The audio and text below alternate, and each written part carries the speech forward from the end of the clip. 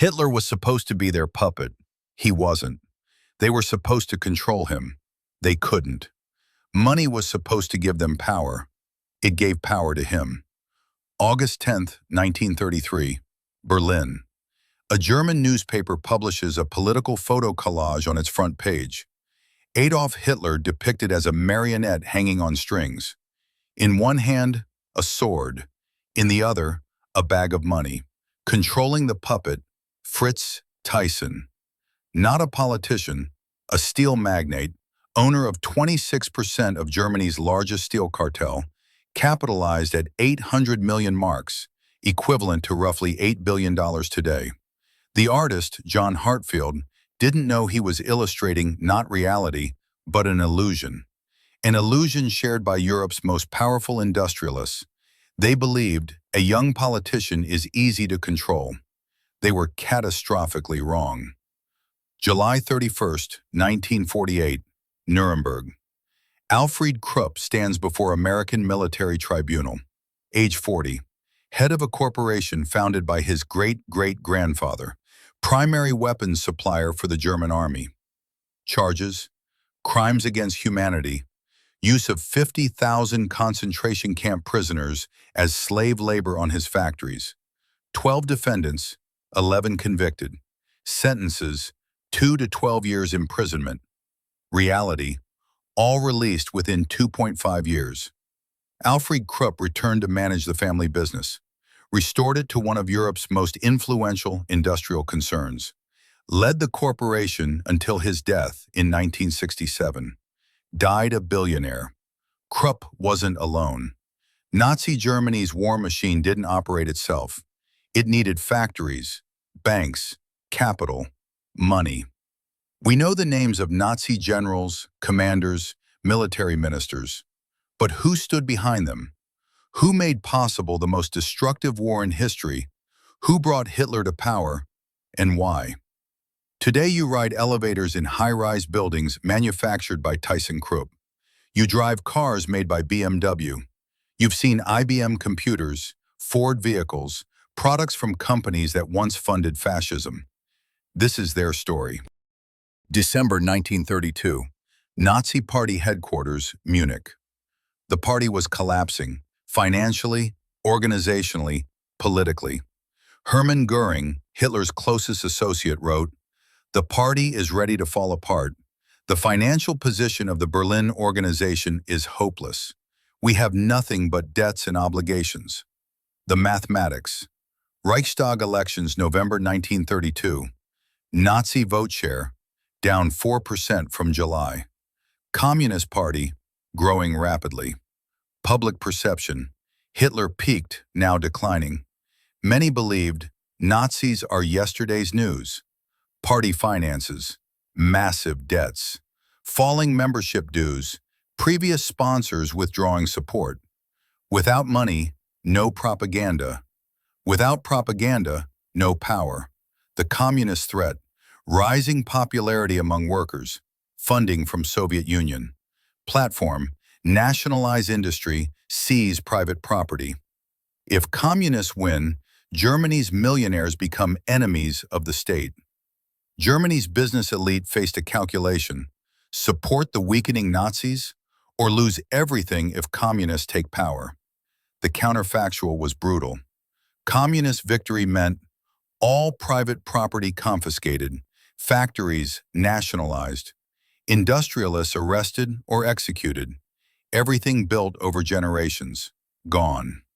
Nazi victory meant communists destroyed, workers controlled, factories retooled for war production, profits astronomical. But there was a problem.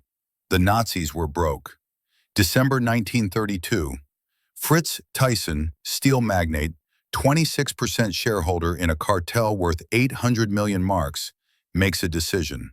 He'd been watching Hitler for 9 years, met him first in 1923, funded his early campaigns, opened party headquarters, paid for apartments for Nazi leaders.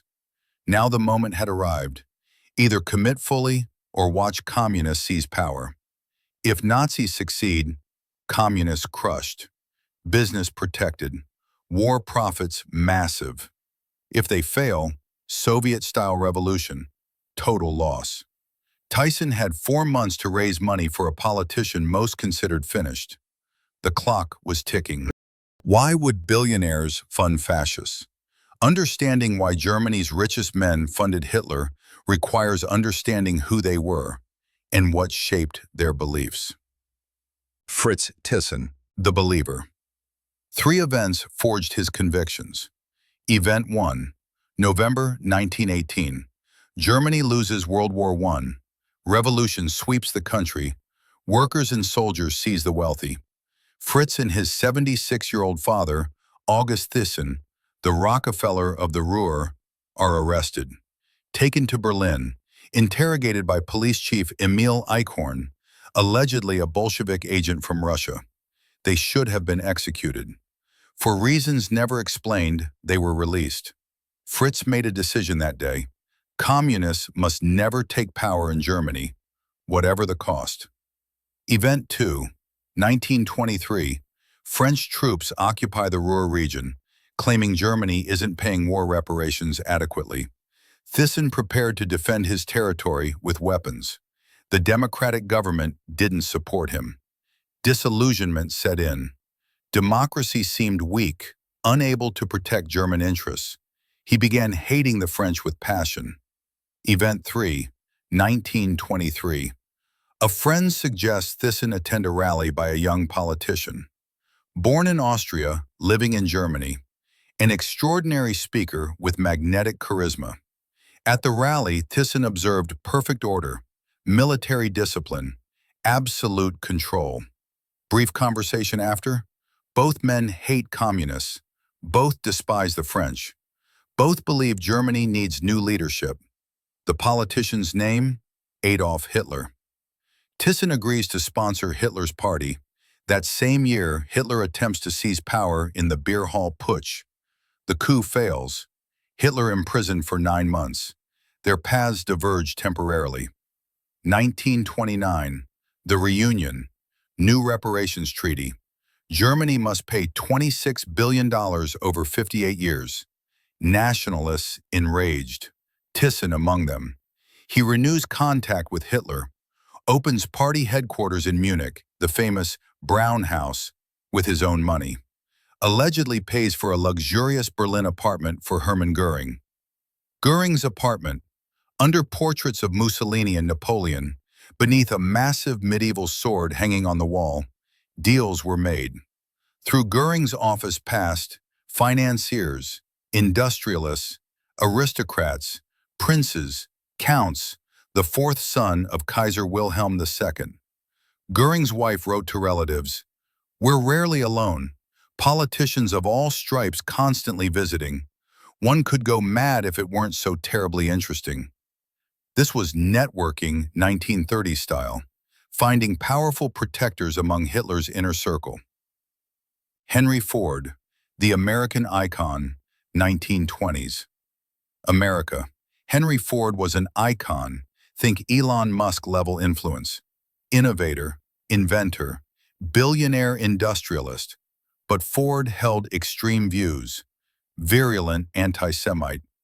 Published his own newspaper filled with conspiracy theories about Jewish bankers starting World War I to profit from conflict. He published materials, now banned in many countries, alleging Jewish plans for world domination. The Jewish community sued for libel. Ford lost, apologized publicly. His beliefs didn't change. His influence was massive. Not some random conspiracy theorist, one of America's most powerful businessmen. People listened. When Adolf Hitler appeared on the world stage, Henry Ford became one of his principal American friends. Some claimed Hitler once expressed desire to help Heinrich Ford, as he called him, lead a growing fascist movement in America. It wasn't just talk.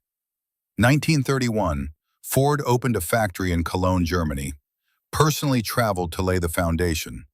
Rumors circulated he met Hitler personally during this trip, that he was financing the Nazis. True or not, the rumors seem credible, especially since Henry Ford was the only American Hitler mentioned in his autobiography. By World War II's start, Ford's German assets worth approximately $8.5 million. Like Thomas Watson of IBM, Ford received honorary awards from the Nazi regime. September 1939, Hitler invades Poland. At that moment, American companies control 70% of Germany's automotive market. Ford and General Motors, which owned Opel. They quickly retooled factories, became suppliers to the German army. June 1944, when American soldiers entered Europe, they were unpleasantly surprised. Germans were using Ford automobiles and Opel vehicles, fully owned by General Motors. Thomas Watson, IBM, 1933, New York. IBM founder Thomas Watson contemplates, should he participate in a tender for conducting a population census for Nazi Germany's government? Watson read newspapers. March 1933 edition of New York Times. Nazis stripped all Jewish professionals of employment, lawyers, doctors, teachers. Reports of Jews dragged from Berlin restaurants to be beaten in the streets. Books burned, tens of thousands fleeing, tens of thousands in concentration camps. March 1933, near Watson's office. Madison Square Garden. More than 50,000 people demanded American business boycott Nazi Germany. Almost no one complied. Watson didn't refuse. IBM's German subsidiary helped Hitler's government successfully count every Jew in the country. 1937, Watson personally visited Berlin. From Hitler's hands, received the highest honor of the Reich, the Order of Merit of the German Eagle. 1940, German bombs falling on London. Hitler attacked France. IBM continued cooperating with Nazi Germany. After the war, company lawyers would loudly proclaim, IBM eventually broke ties with the Third Reich, even helped Americans crack German intelligence codes. And certainly the Holocaust would have happened with or without IBM's punch cards. But researchers asked, could Hitler have murdered Jews so quickly, so massively, without precise statistics? How did Hitler convince skeptical businessmen? January 1932, Park Hotel, Dusseldorf. Fritz Thyssen organized a meeting of the Industry Club, the oldest organization of major Ruhr industrialists. Tradition: invite a politician to lecture club members. Thyssen planned to invite Gregor Strasser, a more moderate Nazi, but Hitler happened to cross paths with Thyssen in Berlin while preparations were underway. Hitler insisted on coming personally. The day of the meeting, news that Hitler would address major businessmen triggered explosion in the region. On the appointed day, club members had to push through enormous crowds of protesters chanting anti-fascist slogans. Police barely held people back.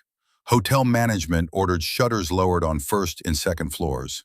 The building resembled a besieged fortress. Adolf Hitler entered almost unnoticed through the back entrance. Hermann Goering and Fritz Thyssen were waiting. 6 p.m. Hitler began his speech. Duration: 2.5 hours without break. Two main theses. First, establishing strong authority in Germany would ensure path to world domination for German capital. Second, it would protect business from the damn communists who wanted to seize everything and redistribute it. The message was simple. Support me and together we'll earn more money than you've ever dreamed. But it was said with passion, in language only a gifted orator could deliver. He compared Bolshevism to a new religion that could change the world. In 300 years, Lenin would be revered like Buddha. Thyssen later wrote, representatives of business met the speech's beginning with cold restraint, but within an hour their faces began reddening, gazes riveted to the orator. They listened intently, then began greeting his statements with genuine explosions of applause. By the time Hitler fell silent, he'd won the battle for the budget. Communist response. The meeting became a target for political opponents. German communists depicted Hitler as a mercenary reporting to his bosses behind closed doors. One caricature showed the Nazi leader as a gluttonous capitalist eating a luxurious 7-course dinner, right after speaking about Germany's economic troubles. Hitler's changed life. The politician who once lived in dormitories and ate at cheap diners had moved to a large apartment in Munich's fashionable Rostadt district. He now had personal secretaries, drivers, bodyguards. His autobiography was hugely successful. Foreign correspondents paid generously for his commentary. From his own pocket, Hitler only paid personal expenses in the Munich apartment. Everything else covered by party budget. Otto Dietrich's assessment, 1950s memoirs. Hitler would have achieved nothing without Fritz Thyssen. He gathered business's main representatives in one place, convinced them to hear out the young politician, broke the ice between Hitler and the industrialists. Even if Thyssen didn't openly call for supporting the Nazis, his very participation sent an important signal to business. What finally sealed the deal? Early 1933, shortly before Reichstag elections, Göring's apartment, Berlin. Secret meeting. Party leaders plus 25 major industrialists. Official purpose? Here Hitler explained the party program. Real purpose?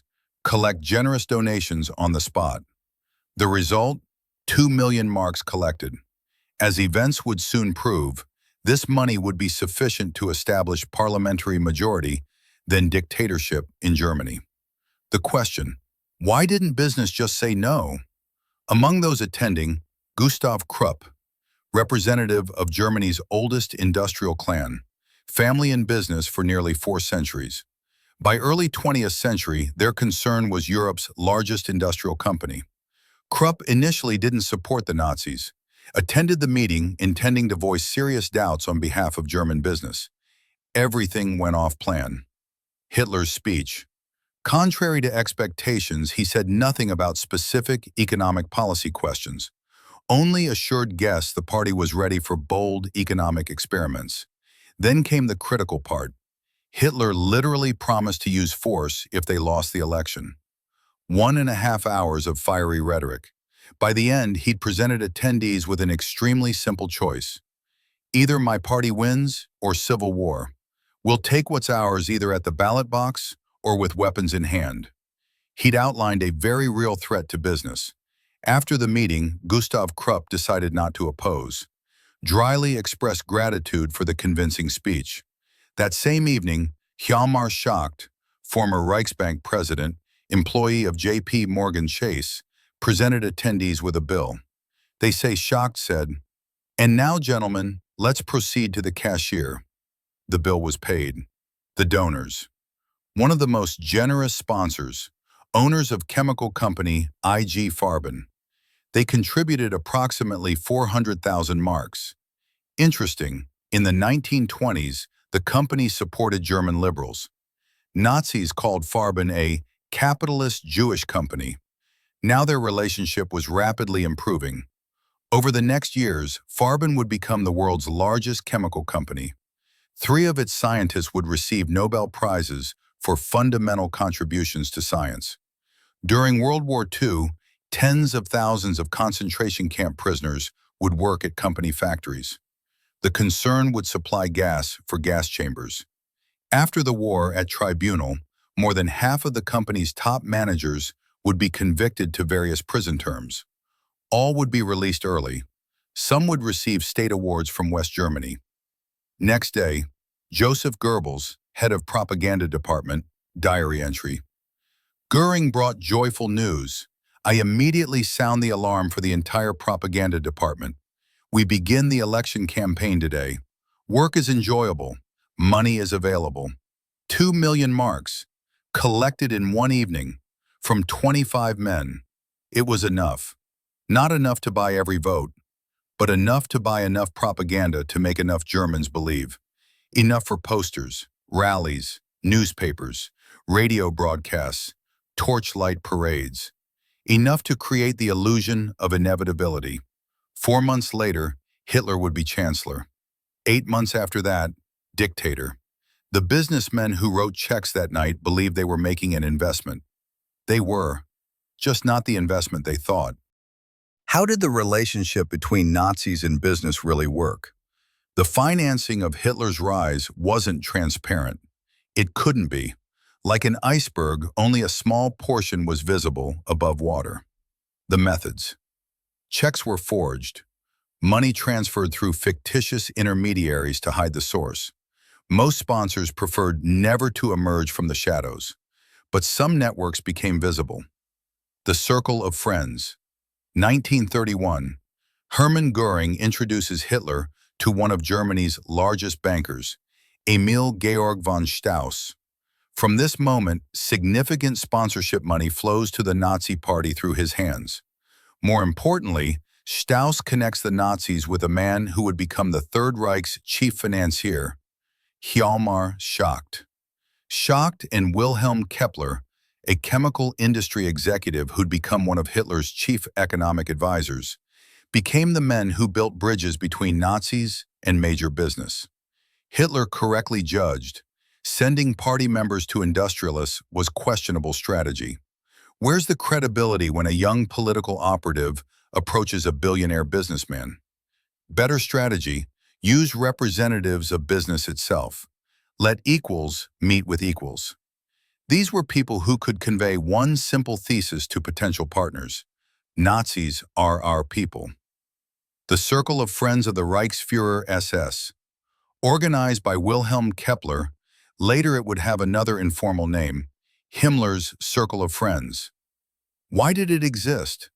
Professor Klaus Drobisch, who studied this topic in East Germany, wrote, Himmler needed support from economic circles to expand his own power and the power of his units. Major business saw mutual benefit. They got their person in Hitler's innermost circle. This person commanded all secret police of the Third Reich. In other words, respected businessmen engaged in what today would be called networking, finding powerful protection among Hitler's inner circle security forces. Entry to the Circle of Friends wasn't open, closed club, admission by recommendation and after strict verification.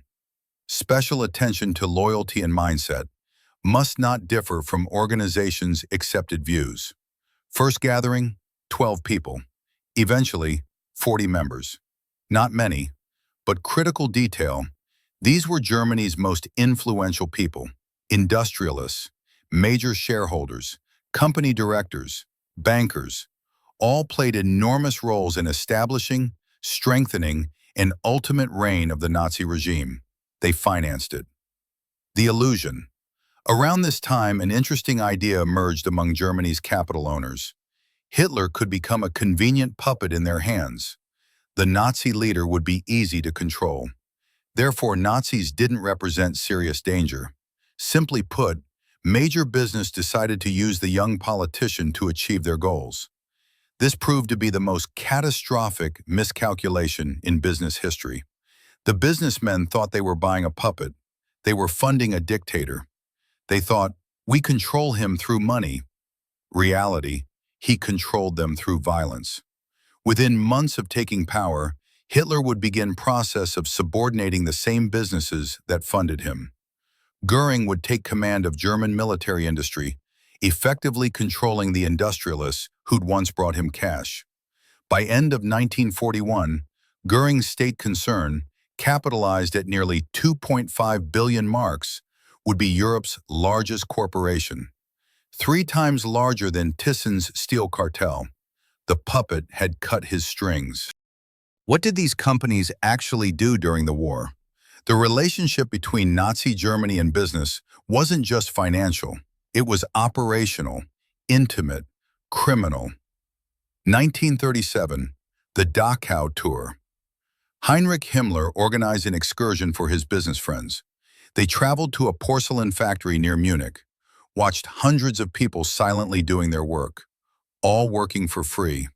Not because the factory faced financial difficulties, because all were concentration camp prisoners from nearby Dachau, political opponents of the Nazi regime, anti-social elements, people deemed racially impure. The excursion impressed the guests. Representatives of IG Farben quickly arranged to open production directly at Dachau concentration camp. At Auschwitz, they'd build the work camp Monowitz, personally managed by Farben representatives. What was a work camp? Several simple examples. Prisoners could move around camp territory only at a run. They wore wooden shoes. Daily, they fulfilled completely impossible labor quotas. Time from arrival at work camp to death from exhaustion, injury, or corporal punishment, typically less than 2 months. IG Farben used up to 50,000 concentration camp prisoners as slave labor. Ford and General Motors. When American soldiers entered Europe in June 1944, they discovered Germans using Ford automobiles and Opel vehicles, fully owned by General Motors. 70% of Germany's automotive market controlled by American companies. They'd retooled factories for military production. IBM. Thomas Watson's company helped Nazi government efficiently count every Jew in Germany, provided technology for population tracking, made the Holocaust's industrial scale possible. Günter Quandt. Another outstanding German businessman. During World War II, his enterprises supplied German army with rifles, artillery, and batteries. Creator of huge industrial empire that today includes BMW Group. His personal life interesting. At age 37, married 18-year-old German woman named Magda Friedlander. Marriage quickly dissolved. After divorce, Magda attended a speech by Joseph Goebbels. Was completely charmed. Joined National Socialist Party. Quickly made career. First became Goebbels' assistant, then his wife. Her name would remain in history, Magda Goebbels. Friedrich Flick, industrial magnate, helped build concentration camps, financed Hitler's party, used slave labor from Nazi prisoners on his factories, up to 50,000 people. Tribunal sentenced him to 7 years imprisonment. Flick released early, again became one of Germany's richest men, co-owner of Daimler-Benz, then Germany's largest automaker, founded dynasty of billionaires, never publicly acknowledged guilt. Kodak. In early 2000s, America learned that Kodak had long cooperated with Nazis. Early 1930s, subsidiary enterprises actively worked in Germany, like many others, IBM, Coca-Cola. After 1941, United States forbade American companies from trading with Germans. Kodak formally complied, but actually circumvented ban, continued business with Nazis through enterprises in neutral European countries like Switzerland and Portugal. Companies supplied Germany with photographic and electronic devices used for military purposes. Were they punished? August 10, 1933, John Hartfield published his photo collage, Hitler as Puppet, Thyssen Pulling Strings. The artist couldn't know he was illustrating an illusion shared by Germany's influential industrialists. Thyssen himself couldn't imagine that when Hitler came to power, he'd break all promises. Fritz Thyssen's fate.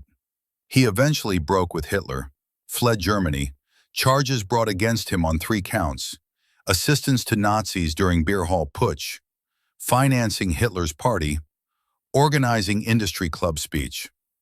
Defenders included prominent Jewish banker Jakob Goldschmidt. Verdict was mild.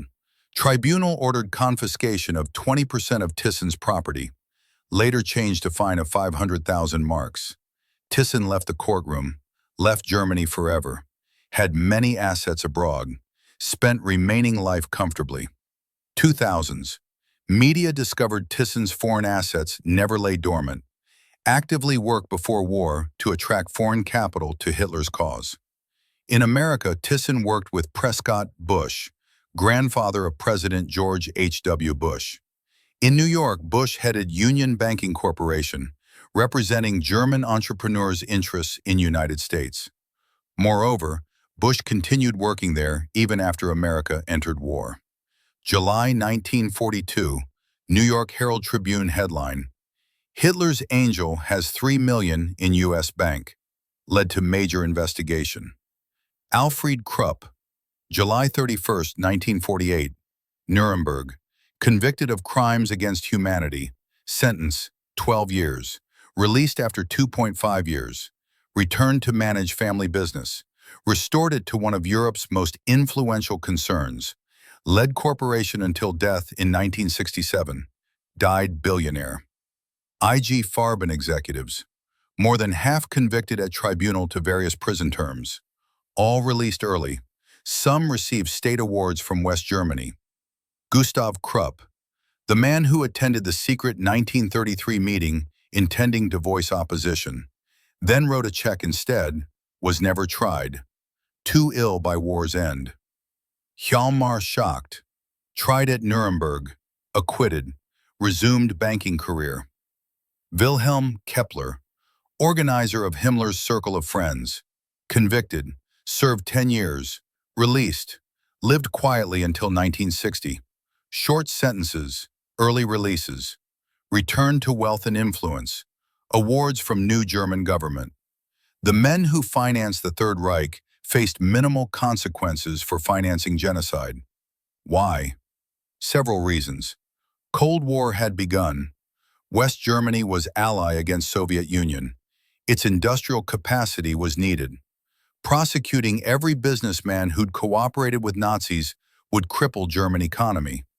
Pragmatism trumped justice. The companies continued. Thyssen Krupp makes elevators. BMW makes cars. Mercedes-Benz makes vehicles.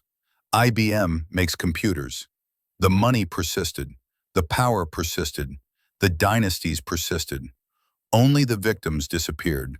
Was this just a German problem? No. The financing of Nazism was international. Switzerland, the neutral profiteer. 1996. Special commission created to study what neutral Switzerland did during World War II. Final report, 365 pages. One interesting item, food producer Maggi, Swiss company, conducted brutal repressions against forced laborers. Yes, the same company that advertised bouillon cubes on Russian TV in the 1990s. 1935. Maggi's German division proudly reported all managers had Aryan origins. 1938. Maggi awarded title of Model National Socialist Company. Research showed Swiss headquarters knew what happened in German subsidiary, moreover, participated. During World War II, Swiss earned from profitable contract. Maggi supplied food for Wehrmacht. Sweden sold iron ore to Germany throughout war. Essential for weapons production. Officially neutral. Practically complicit. Spain and Portugal provided routes for circumventing embargoes, allowed American companies to continue trading with Germany through neutral territory. American companies. We've mentioned Ford, GM, IBM, Kodak. Add to list, Standard Oil, provided fuel technology. Chase Bank, handled financial transactions. ITT, provided communications equipment. General Electric, sold electrical systems. The Vatican, provided rat lines, escape routes for Nazi war criminals after Germany's defeat, helped thousands flee to South America. The question, could Hitler have built his war machine without international capital? The mathematics suggest, no. Germany's economy was destroyed after World War I. Reparations were crippling. Hyperinflation had devastated currency. Unemployment was massive. Rebuilding required capital. Lots of capital. Foreign capital. American loans. Swiss banking. Swedish resources. International corporate investment. Hitler didn't build the Third Reich alone. It was a joint venture. The conspiracy theory. There's a popular theory about Adolf Hitler's foreign bank accounts.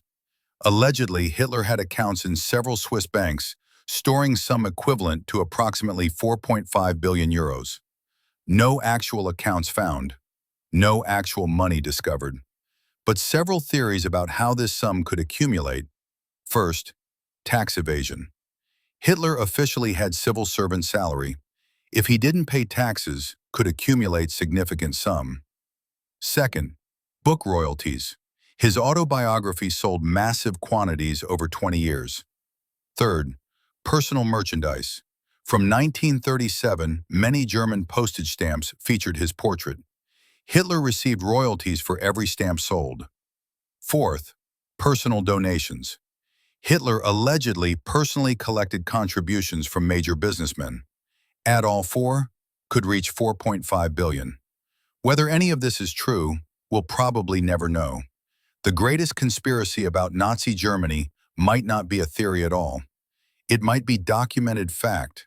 The richest men in the world funded history's most murderous regime because it was profitable. No secret societies needed, no shadowy cabals. Just capitalism operating without moral constraints.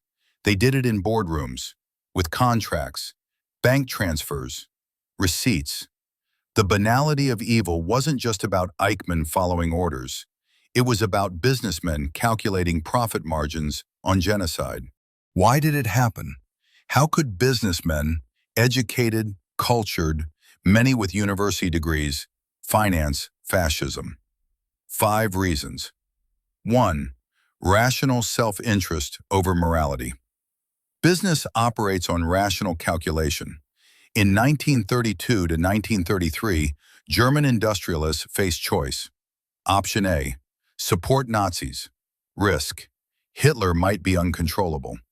Benefit, communists crushed, property protected, war profits massive. Option B, don't support Nazis. Risk, communists might win. Benefit, moral high ground. Consequence, lose everything. Cold calculation made option A logical. They weren't stupid. They weren't ignorant. They were rational actors in capitalist system prioritizing profit over human life. 2. Gradualism and normalization. Hitler didn't campaign on, "I will commit genocide." He campaigned on economic recovery, national pride, anti-communism. The Holocaust wasn't announced in advance. It escalated gradually. 1933, Jews lose jobs. 1935, Nuremberg laws strip citizenship. 1938, Kristallnacht, property destroyed. 1941, mass shootings begin. 1942, industrial extermination starts. At each stage, businessmen had invested more. Pulling out became harder. Sunk cost fallacy at industrial scale. By the time gas chambers operated, they were complicit. Withdrawal meant admitting guilt. Easier to continue. 3. Ideological alignment. Many industrialists genuinely shared Nazi views, or enough of them. Anti-communism, absolutely agreed. Nationalism, strongly supported.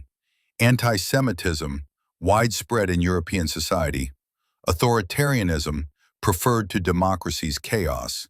They didn't need persuading on everything, just enough. 4. Separation of economics from ethics. Classic business mindset. We just make products. What customers do with them isn't our responsibility. IBM. We just provide counting machines. Ford. We just manufacture vehicles. IG Farben. We just produce chemicals. This separation allowed moral disengagement. Focus on technical excellence. Ignore ultimate use. Auschwitz operated with German engineering efficiency, the same efficiency admired in peacetime factories. 5. Lack of accountability. Crucially, they believed they'd face no consequences. They were mostly correct. Of thousands of businessmen who profited from Nazi regime, handful tried at Nuremberg. Most received short sentences. Nearly all released early. Many returned to wealth and power. Companies continued operating. Fortunes remained intact. The modern question, has anything changed? Today's corporations still operate in authoritarian countries, provide technology to repressive regimes, prioritize profit over human rights, use supply chains with forced labor, lobby against regulation. The technology changed, the moral calculations didn't. The uncomfortable truth. The men who financed Hitler weren't monsters. That's what makes it disturbing. Monsters are easy to identify and oppose. These were respectable businessmen, family men, philanthropists, award winners. They attended opera, collected art, donated to charities, loved their children, and they calculated that financing fascism was good for business. The gallery painting. In London's Ben Uri Gallery near Abbey Road, there's a work by American artist Reginald Marsh. It depicts a cozy living room, two rugs, one on wall, one on floor, two gentlemen in proper suits sitting in armchairs, fireplace in background. Everything looks peaceful until your gaze drops to the bottom third. On the rug, whose patterns include symbols resembling swastikas, lies an emaciated concentration camp victim. Then it's easy to imagine what the fireplace behind symbolizes. The painting's title reveals one gentleman's name, Max Heiliger. Fictional name, real person, Walther Funk, influential business journalist in late 1920s, early 1930s. Entered Hitler's party in 1931. Quickly made career thanks to connections. Directly involved in fundraising for Hitler's electoral campaign. November 1946, delivered to Spandau prison, sentenced to life imprisonment. He used pseudonym Max Heiliger by arrangement with Heinrich Himmler. Funk used this name for bank accounts laundering money from valuables stolen from Nazi concentration camp victims. Cash, jewelry, gold teeth. Most paradoxical part, the surname Heiliger derives from German word meaning holy. The final truth, Hitler didn't conquer Germany alone. He was purchased. The price, 2 million marks collected in one evening from 25 men. The cost, 60 million dead in World War II, 6 million murdered in Holocaust, entire generation traumatized, Europe in ruins. The profit, for those who financed it, minimal consequences, continued wealth, persistent power. The lesson, when business operates without moral constraints, when profit becomes the only principle, when rational self-interest faces no accountability, genocide becomes just another market opportunity. The men who bought Hitler weren't aberrations. They were capitalists operating exactly as capitalist logic dictates. Maximize profit, minimize cost, externalize consequences. The victims don't appear in quarterly reports. Today you ride Thyssen Krupp elevators, drive BMW cars, use IBM computers, work in buildings Ford constructed. The companies persist, the wealth persists, the dynasties persist. Only the dead are gone. And that might be the most disturbing truth of all. The system that enabled them still operates. The incentives haven't changed. The calculations remain the same. We remember Hitler. We should also remember the businessmen who wrote him checks.